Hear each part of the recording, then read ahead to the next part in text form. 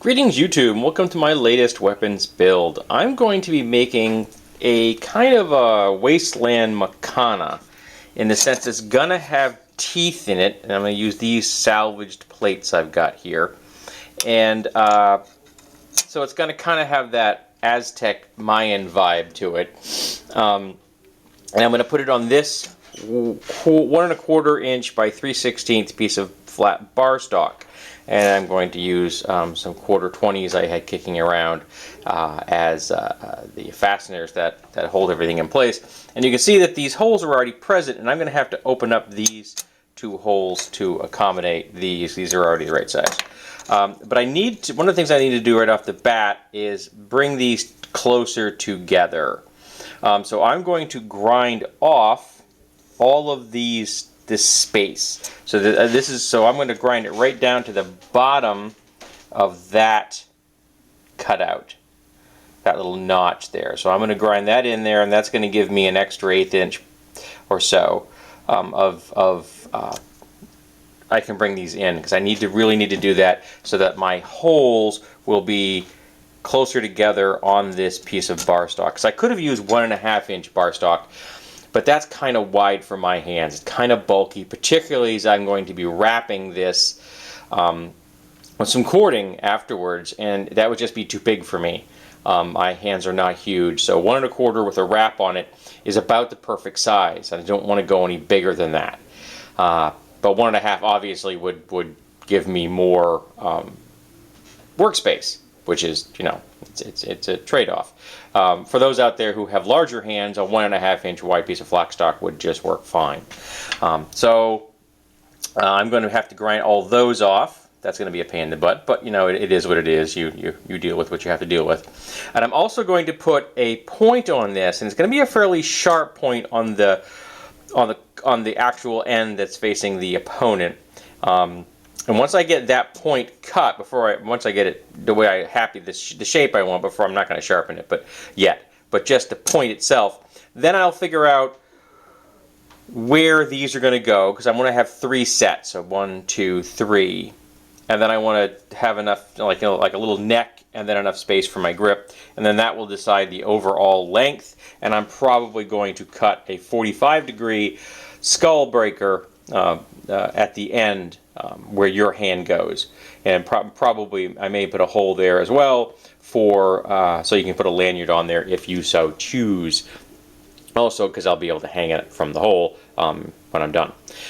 So the first thing up is going to be, I think, grinding all of these off. So that's putting on some safety gear, hearing protection, and my apron and such, and get to work on that.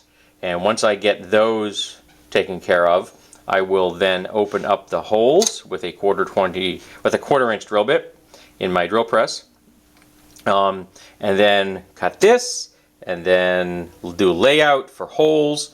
Once I know that I have everything close enough that they will fit on the onto the bar stock with leaving enough room for from the outside of the hole to the edge of the bar stock, and then a whole lot of holes I got to drill in this bar stock. It's going to be 2, 4, 6 holes, 7 holes. Yeah, well, it's not too many. It's not too many. It's 7 holes. That's not too many. But it's a lot of holes in steel. I've drilled a lot more in wood. But a bunch of holes, and then do the final assembly and do the wrap. So hopefully you'll get footage, if I won't forget, and you'll get footage from every step of the way. But the first thing I'm going to do is take out the material I want, so that these are going to be able to come closer together. Okay, so I have some of the basic layout here. I've got this point, so I'm going to cut that next. And these have been completely processed. I cut the holes that I needed to cut, or drilled the hole that I needed to cut. I ground off the edge I wanted to grind off, and I put a bit of an edge on here, just basically knock the corners off. This is not supposed to be wicked sharp. It is a bladed impact weapon, really. It's not a slicer. It's a chopper more than anything.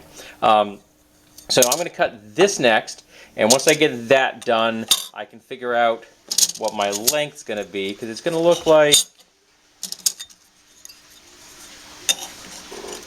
that essentially when I'm finished, just, you know, on both sides. So I want to figure out how long I want the handle to be, and I want to cut the angle at the end for the skull crusher. So yeah, we're coming along. Things are coming along swimmingly. Things are going just the way I want them to go. It's nice having this section done at least. It's always nice when you have a subsection finished, because it gives you a sense of accomplishment to push on to the next section. So that's going to be next. I will do the preliminary cut, and then I will clean it up so that it is centered and it's the shape I want. And I may put a bit of an edge on it. It's not going to be wicked sharp. It's not really meant to be a slashing weapon. This is really low quality steel, and I'm not going to harden it. It's for thrusting.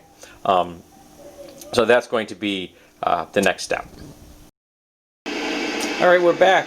Pardon the noise in the background. I'm trying to drown out some music I have no control over. So that is going to be the thrusting, and I'm very happy with that overall shape. That came out very nicely. And like I said, there's no edge on there, but it's designed strictly as a thrusting device. I've visually laid out this, and I figured out that I want it to come down here, and I want to start here and make my 45-degree cut there. So now lay out the 45-degree cut, and then make the cut on this, which I'll use the rest of this bar for something else. But yeah, so that's going to be my next step. Alright, I don't know if you can see that. I think you can see those two parallel lines I've got drawn on there. I guess the parallel lines, it has to be two of them. That's where I'm going to drill the holes as far as the distance from the edge is concerned. So now I'm going to mark and drill 2 holes on that end for my first two first two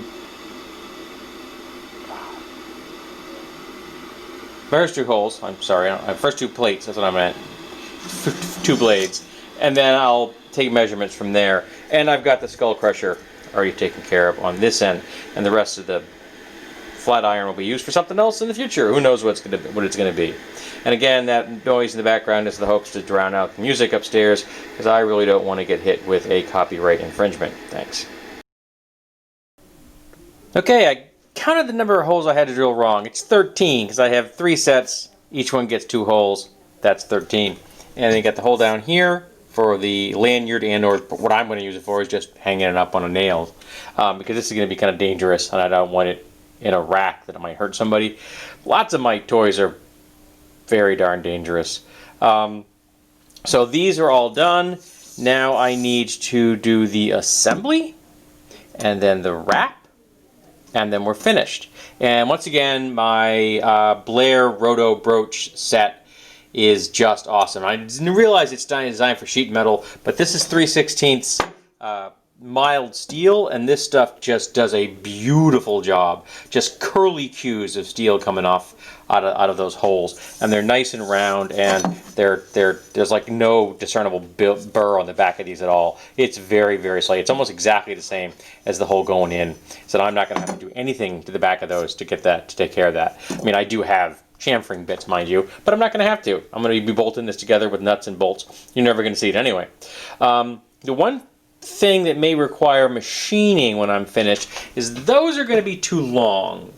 So when I'm done, I will probably cut those off and maybe smooth them out when I'm done.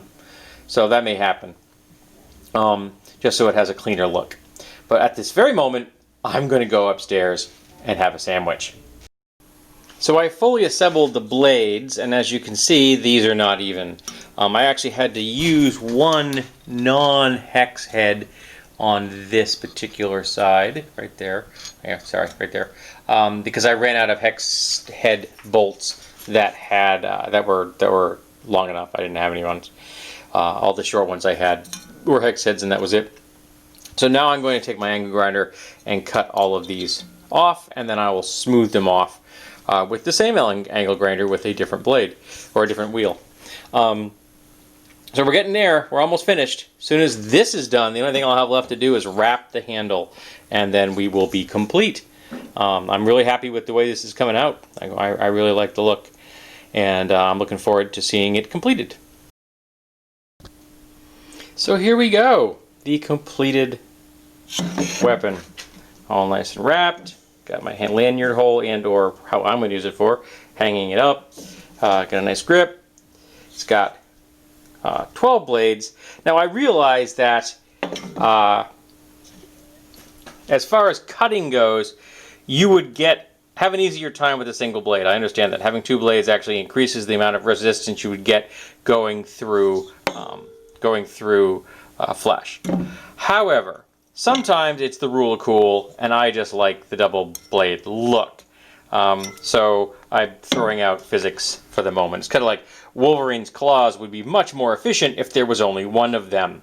But 3 look really cool because he's got this animalistic vibe going on there. So yeah, rule of cool, sometimes that's more important than physics. And I'm really happy with that point. That point came out really nicely. That is very sharp. That's awesome. So now I'm going to go outside, take some stills for my for the end of this video, as well as Instagram and my DeviantArt page. So all of those will going up in those different locations. And I hope that you have enjoyed this video, and I hope that you will come back again for the next weapons build. I know I'm stretching the definition of Macana on this one, but you know, I have a cat named Macana, and I know I'm probably butchering that word, that's okay. But I have a cat named Macana named after this weapon, so I figured recently I made a Tetsubo, which is my nickname on the internet, so he deserves one too. Not that he's gonna want to get near this, he'd probably smell it and run screaming because it stinks of oil and metal and things like that. So, again, thanks for being here, and I hope you'll be here next time.